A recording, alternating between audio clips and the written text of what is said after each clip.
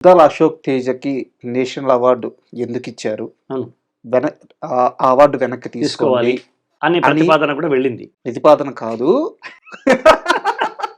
అంటే నేను కాస్త ఇక్కడి నుంచి నేను కాస్త మా నాన్నలాగా కొంచెం నమ్రత, మా అమ్మలాగా ఇక్కడి నుంచి మన సౌత్ నుంచి లెటర్ వెళ్ళింది. వెళ్ళింది. అది ఒక గ్రూప్‌గా ఏర్పడి. ఎలా తీసుకున్నారు ఆ క్షణంలో? అంటే మొట్టమొదటిది నాకు జీవితంలో ఫస్ట్ ఎదురు తాకిడే కదా! హ్మ్. ఫస్ట్ నేను కొంచెము అమ్మో! అనుకున్నాను. తర్వాత సినిమా పాట ఇది this is not my own property. దర్శకుడు ఉంటాడు, హీరో ఉంటాడు, కథ ఉంటుంది. దాని మేరకు నేను రాసినాను. ఇట్లా ప్రతిపాదన వెళ్తుంది. అనేక మంది వేరే వేరే రకాలుగా పత్రికల్లో మాట్లాడుతున్నారు. కొంతమంది ఫోన్ చేసి మాట్లాడుతున్నారు. అది ఇదని మాట్లాడుతున్నారు. నేనేమి మౌనంగా ఉండిపోయాను నేను. మౌనంగా ఉండిపోయాను. ఇప్పుడు నేనేంటో నాకు తెలుసు. వాట్ ఐ యామ్ అన్నది నాకు తెలుసు. నేను అది కాపీ కొట్టానా? లేదా సందర్భోచితంగా ఉంటుందని తీసుకున్నానా?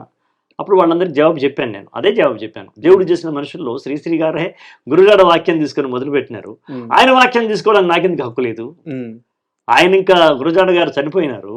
ఆయన చనిపోయిన సంవత్సరం పుట్టినవాడు శ్రీశ్రీ. శ్రీశ్రీ గారు బతుకున్న రోజుల్లో పుట్టినవాడిని, ఆయన కలిసిన వాడిని నేను. శ్రీశ్రీ గారి వాక్యం నాకు బాగుంది. మా చిరంజీవి గారు చెప్పినారు. ఆ వాక్యం తీసుకొచ్చినారు. అది నేను మొదలు చేశానా? సీతారామ శాస్త్రి గారు రుద్రవీణలో చేసినారు.